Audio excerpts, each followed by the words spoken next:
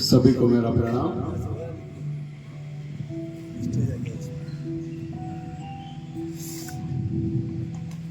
कि अपने जीवन को सौंपना है तो ईश्वर को सौंप दीजिए।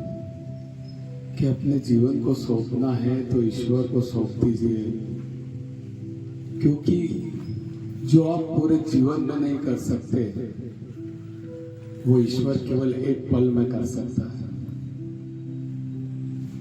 एक बहुत सुंदर प्रसंग, एक बहुत सुंदर कहानी महाभारत से, महाभारत के समय की बात थी। कौरव और पांडवों का युद्ध होने वाला था। भगवान श्री कृष्ण और उनके सखा अर्जुन दोनों युद्ध भूमि का निरीक्षण करने के लिए, अवलोकन करने के लिए कुरुक्षेत्र की भूमि पर गए। वहां उस युद्ध भूमि को वो समतल करवा रहे थे। जो पेड़ बीच में थे उन पेड़ों को कटवा रहे थे। सारी तैयारियां चल रही थी युद्ध भूमि को व्यवस्थित करने के लिए। इतने में चिड़िया उड़ते हुए आती है और वो चिड़िया उड़ते हुए भगवान श्री कृष्ण के पास आती है और बोलती है भगवान श्री कृष्ण से कि मुझसे क्या गलती हो गई भगवान, कि मुझसे क्या गलती हो गई भगवान, जो मेरे घोंसले को गिरा दिया गया। जिस पेड़ पर मेरा घोंसला था उस पेड़ को काट दिया। मेरे छोटे छोटे बच्चे हैं उस घोंसले के अंदर, वो नीचे गिर गए हैं घोंसले सहित। तो क्या गलती हो गई भगवान मुझसे। तो और भगवान मेरी रक्षा कीजिए आप। तो भगवान बोलते हैं ये तो नीति का पहिया है, समय का चक्र है, इसमें मैं क्या कर सकता हूँ, इसमें मैं तुम्हारी कोई मदद नहीं कर सकता।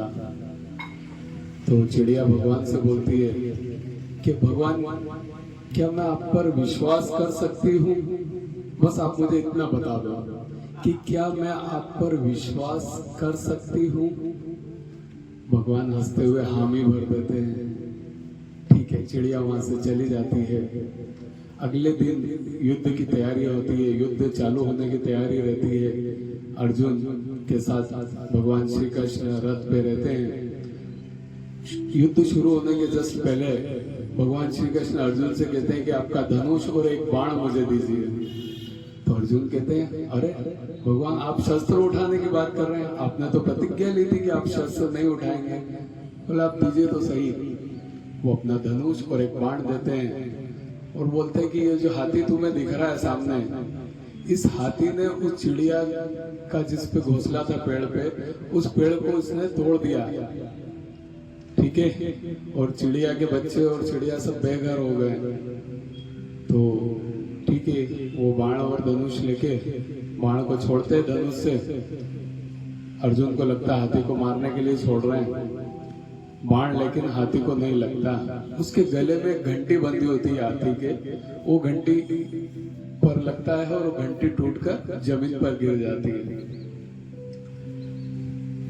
अर्जुन हंसने लगते हैं और कहते हैं भगवान कोई बात नहीं, आपसे नहीं हो पाया, मैं करता हूँ। एक बाण में हाथी को धराशायी कर दूंगा, इसको खत्म कर दूंगा। भगवान बोलते नहीं नहीं बस हो गया, मुझे इतना ही करना था क्योंकि मुझे कुछ करना था।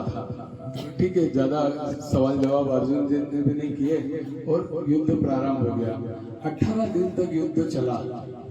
18 दिन की युद्ध की समाप्ति के बाद जब पांडव विजय हुए तो फिर से जो कुरुक्षेत्र की भूमि थी उसको व्यवस्थित किया जा रहा था, क्योंकि सब सामान अस्त व्यस्त हो गया था उस भूमि के ऊपर। तो साफ सफाई चल रही थी। अर्जुन जी और श्री कृष्ण जी भी वहां पर अवलोकन के लिए आए। तो श्री कृष्ण जी ने अर्जुन जी से कहा कि आप जरा उतरिए रथ से और वो जो घंटी पड़ी है उसको हटा दीजिए, साइड में कर दीजिए। श्री कृष्ण जी सोचे कि यार इतनी बड़ी विजय प्राप्त की, हम इतने महान बन गए, इतने बड़ा युद्ध जीत के, और श्री कृष्ण जी मुझे घंटी हटाने के लिए और युद्ध भूमि की सफाई के लिए कह रहे हैं। लेकिन उन्होंने सोचा चलो भगवान है, इनकी बात को तो अपन टाल नहीं सकते। वो उतरे और उस घंटी को उन्होंने उठाया। तो जैसे ही घंटी उठाते हैं वो चौंक जाते हैं, क्योंकि उस घंटी के नीचे वो चिड़िया का घोंसला होता है और उसके छोटे छोटे बच्चे होते हैं जो पंख फड़फड़ा कर उड़ने लगते हैं। अर्जुन जी की भी आंखें नम हो जाती है और वो भी समझ जाते हैं कि जिस चिड़िया ने उनसे बोला था कि मैं आप पे विश्वास कर सकती हूँ क्या, तो देखिए भगवान ने वो उस दिन धनुष चलाकर तीर चलाकर हाथी की घंटी को उस घोंसले के ऊपर गिरा दिया था और 18 दिन युद्ध चला, लेकिन किसी बच्चे को खरोच नहीं आई क्योंकि वो घंटी उनके लिए कवच बनकर घोंसले के ऊपर रखी हुई थी। तो इस कहानी का यही सार है। इस कहानी से हमें यही शिक्षा मिलती है कि जीवन में कभी भी कोई भी परिस्थिति हमारे साथ आ जाए, कितनी विपरीत परिस्थिति हमारे साथ आ जाए, अगर हम सच्चे भाव से भगवान को सब कुछ सौंप दे अपना, तो निश्चित ही हमें वो परिणाम मिलते हैं जिसके लिए हम जीवन भर भी गुजार दें, लेकिन हम वो हासिल नहीं कर सकते और वो एक पल में ईश्वर हमें दे देता है। इस कहानी का यही सार है। एक सुंदर भजन करते हैं।